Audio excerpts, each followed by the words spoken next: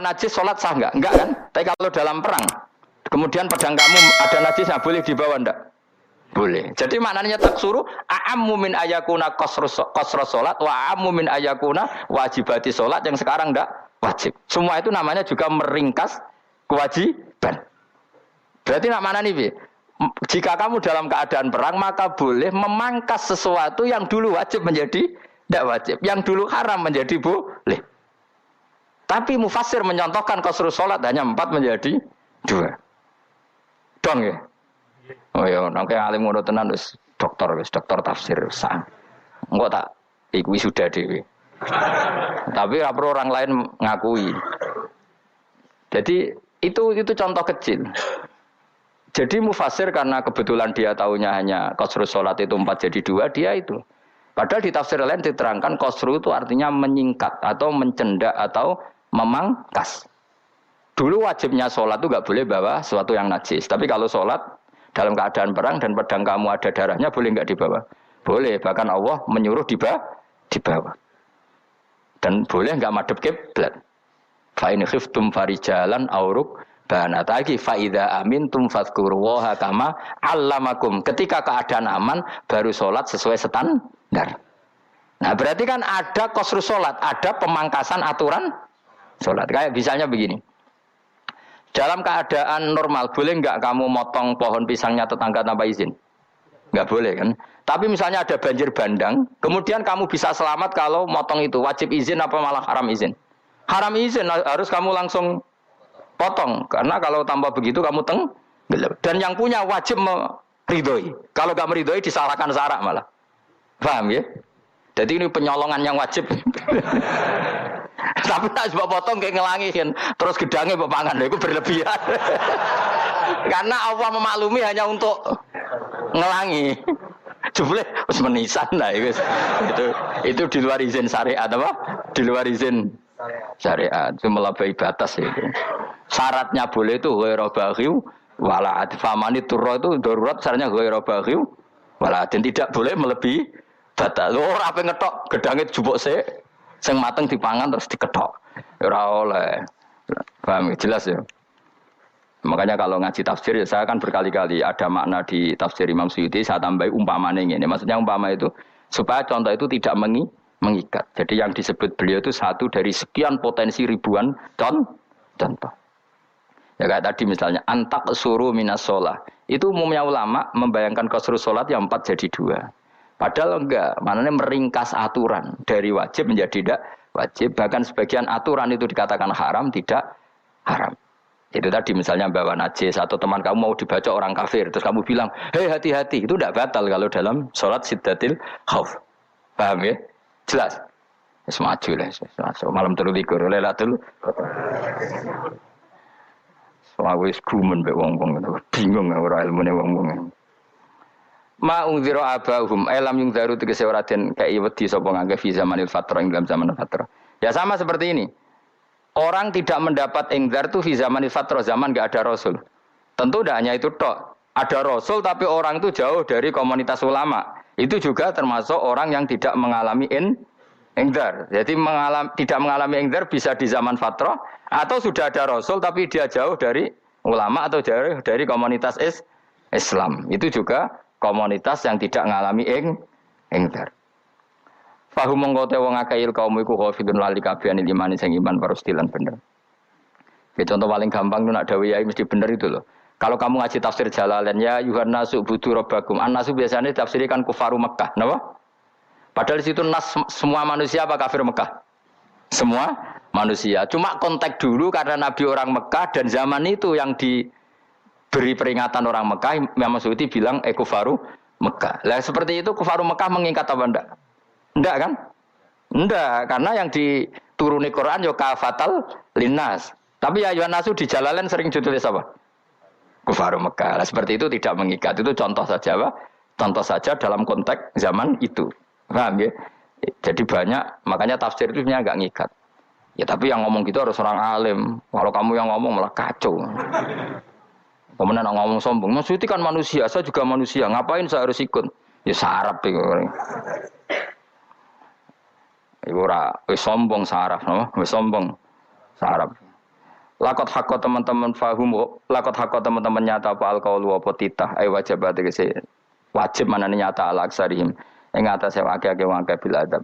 Lakot hakko teman-teman dadi nyata apa alqaulu apa titah anane azab. Ay wajibat wajib apa adab ala aksarihim bil adab, fahum mongko te wong akeh la yu'minun ora iman sapa akeh. Il aksaru tegese akeh wong ora iman. Zaman niku Mas. Ya, maksudnya zaman niku. Tapi jengben nggih mboten ngerti. Tapi yang mungkin Ba'da Isa itu semua orang iman, tapi ya banyak yang setelah iman itu tidak bermanfaat lagi karena wis napa matahari terbit dari napa barat. Hina la yanfa'u nafsan imanuha lam takun amanat min qabl. Inna sa'atam ingsun ujalna ga ingsun fi anaqihim.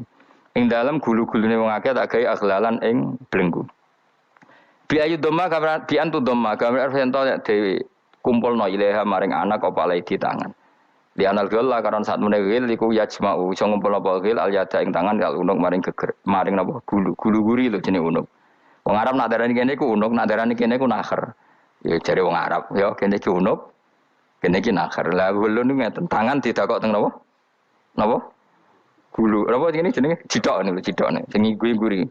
Fa ya mung kote tangan ilaidi kumas muatun ting kumpulno ilal atqoni maring dagu. Meniki lho jenenge dagu jam udzakonin wa ya mustama'ul lahyan. Kumpulnya dua dagu atau dua wang nak kejomanan. Fahum mongko te wong akeh mukmahuna iku dadi bunder sapa wong akeh. Manane rafiuna ngangkat wong akeh ruusa ing sirahe wong akeh. Lastatiuna ora iso mampu sapa wong akeh khodaha ing ngendekno ruus. Menane dhewe maksudi wa ta iki mutamsilun muk bayangan, muk tamsil gambaran. Mulane kula gumun be ulama riyen. Tak contohno ya, nak ulama dhisik utop. Wong dhisik nak darani bun neraka digludungno. Wong kafir sok ben digludungno ning neraka. Iku ya pancen ngalim tenan wong dhisik. Mergo gambarane ngene, ora usah mbok praktekno sok ben, praktekno saiki wae. Nak praktekno sok ben kok sok ben mlebu neraka. Dadi ngeten wong nak lungguh ngene, wong Arab nak darani iki ason-ason. Terus ngeten.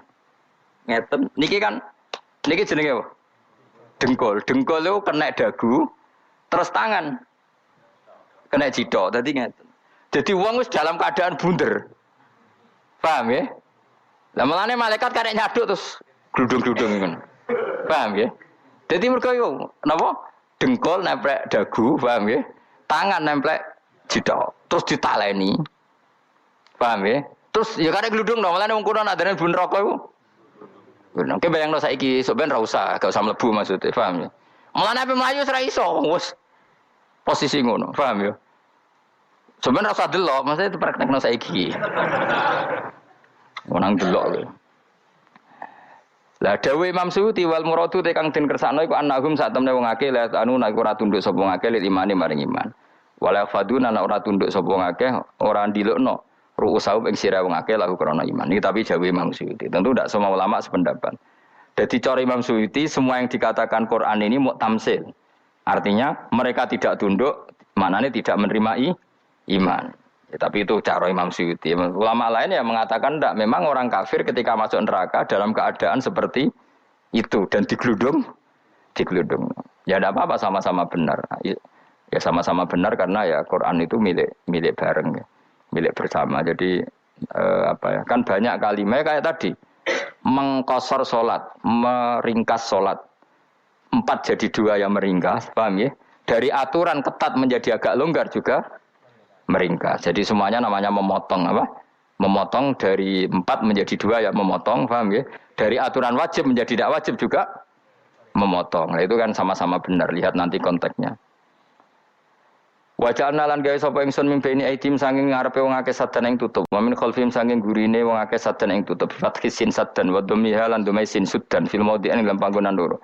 Fa akhsena mongko ngekeki gelap ingsun ing wong akeh fa mongko te wong akeh laik sirun rane ngali sapa wong akeh. Tamsilun iki ya contone aidon disat diturukil iman maring ketutupe dalan iman alih ngatasé kufar. Nak cari maksudé kabeh iki mau tamsil. Dadi ngene. Dari depan kami kasih tutup, dari belakang kami kasih tutup, kemudian mereka saya kasih kegelapan. Maka mereka tidak tahu. Mananya apa? Dari arah depan yang mereka enggak ngerti pentingnya iman, dari arah belakang yang mereka tidak ngerti pentingnya iman, maka mereka buta, artinya tidak iman. Itu dari Imam Suyuti. Tamsilun aidoni hanya perumpamaan lisat diturukil iman, yaitu tertutupnya jalan-jalan iman. Tapi ulama lain mengatakan ya enggak. Memang pernah ada peristiwa di mana orang kafir ngepung Rasulullah, dan mereka dari depan matanya dihalangi, dari belakang dihalangi, sehingga ketika Rasulullah keluar mereka tidak melihat. Itu ya nyata ya. Jadi makanya ngaji ya. Jadi ben keren. Oh ini ada sekian tafsir terus gue ngomong kan kayak wong alim keren. Nah tak kata siapa? Ono rekamane. Tapi yang ora kaji dhewe. Nah tak kata siapa? Ada rekamannya. Lah anak aku takut ada kata siapa Gus? Tak dudono kitabe. Lah aku dudono rekaman. Iku sampai zaman akhir wis maju. Soale sing rido Kang. Enak kok Kang jadi orang alim enak. Nanti itu jadi orang alim ya rugi. Tadi nanti kan gitu. Syekh Abdul Qadir masuk surga. Entah ini gelombang kedua dan para penggemarnya. Jadi akhirnya sing alim tenan yang mlebu swarga, sing kedua apa? Dan para penggemarnya. Iku ora usah alim Kang, cukup penggemar. Jadi aku sebenarnya rugi kan. Gus Pak masuk swarga kedua dan para penggemar. Waduh. Terus jebule padha ae. Iku saking rahmane Allah. Kenapa? Kan masyhur itu hadis itu. Rasulullah itu ada sahabat nangis, enggak bisa tidur nangis. Berhari-hari enggak bisa tidur nangis. Hanya karena ingin punya satu pertanyaan. Lama-lama ketemu Nabi, ya Rasulullah sudah berhari-hari enggak bisa tidur, ingin menanyakan ini tapi tidak berani. Coba kamu tanya saja. Ya Rasulullah, saya ini kalau mati, engkau kan suatu saat dipanggil Allah, saya tidak ketemu engkau. Makanya mumpung sekarang saya tak melihat wajah engkau sekuat-kuatnya, sepuas-puasnya. Karena Nabi ya. Terus, kenapa? Ya kalau engkau di surga, saya di neraka kan enggak ketemu lagi. Atau kalaupun engkau di surga kan kelasnya beda, kan enggak ketemu lagi. Jadi kemungkinan dua-duanya itu enggak ketemu. Karena tadi bisa saja, ya artinya Nabi karuan di surga, saya di neraka enggak ketemu. Atau engkau di surga, saya di surga pun beda kelas, ya enggak ketemu. Terus kata Nabi, enggak begitu aturan mainnya. Almaru ma'aman ahabba. Orang itu sesuai yang dia orang bersama orang yang dicintai. Jadi ya saya harus ikhlas kalau kamu saingi nanti.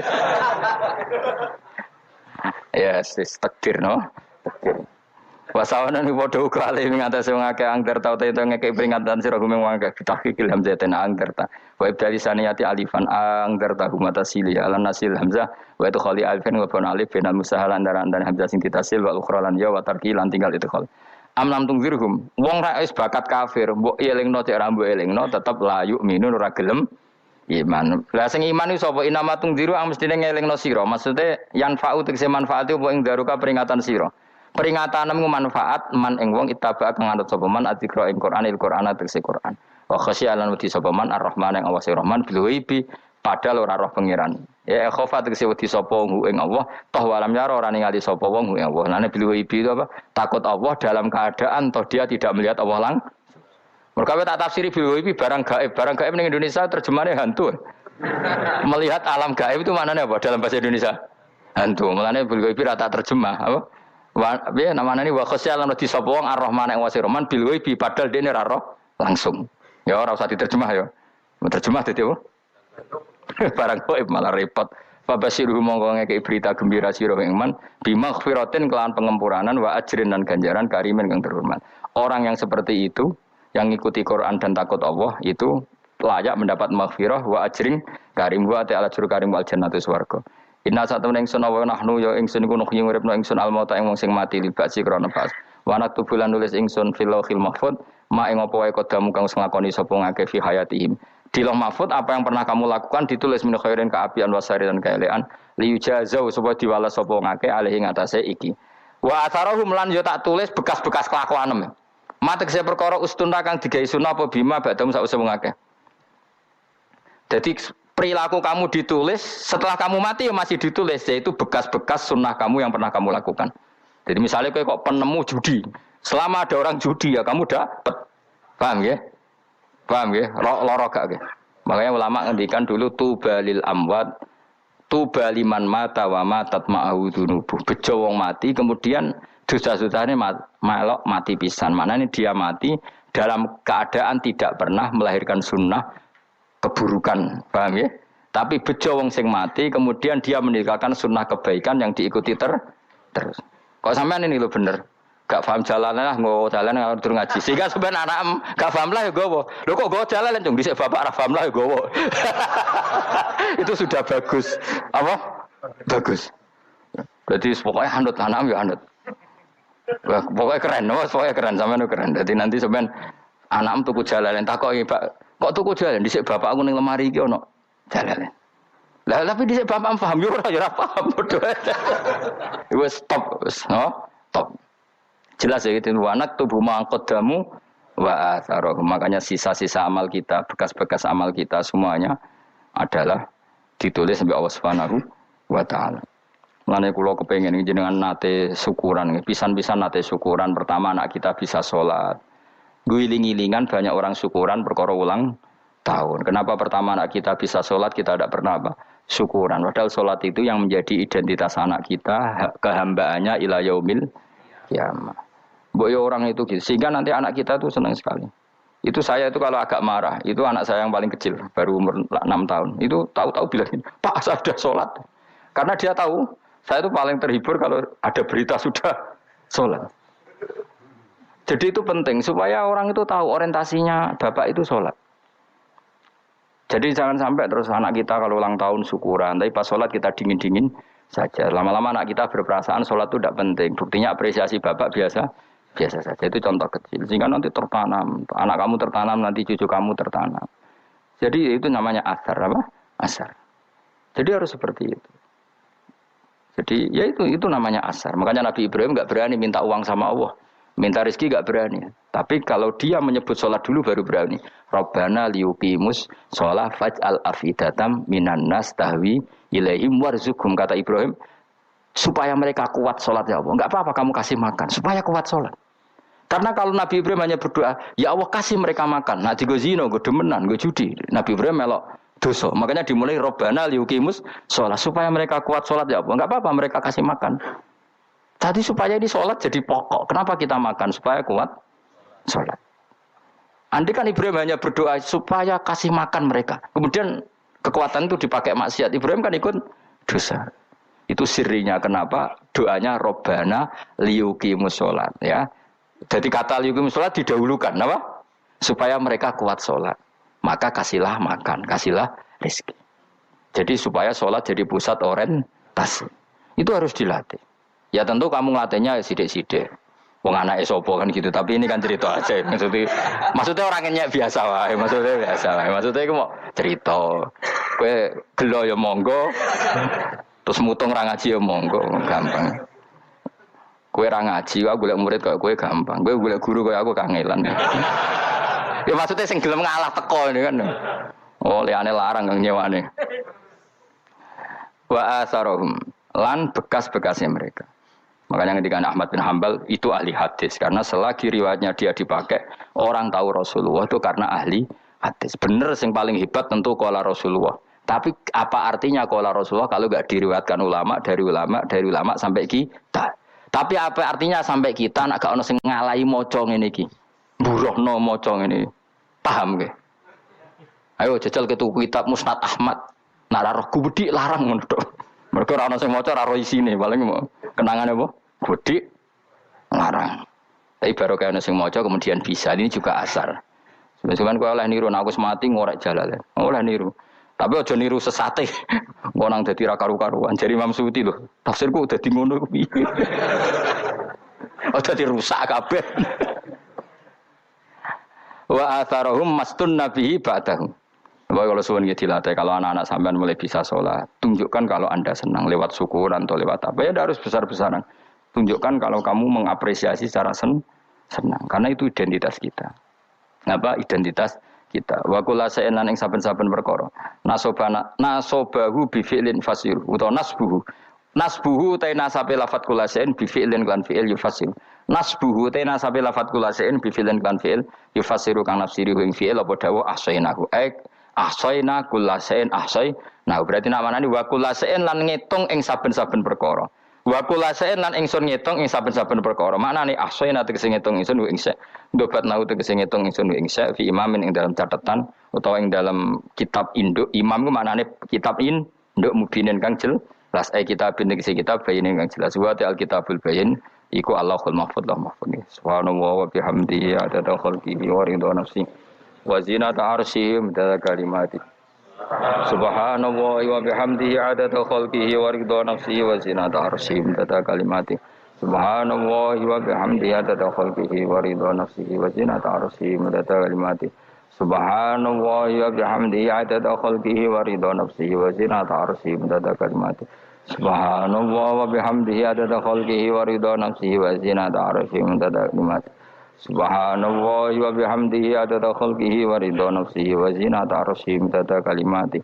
Subhanallah wa bihamdihi adada khalqihi wa ridha nafsihi wa zinata arsyihi madada kalimati.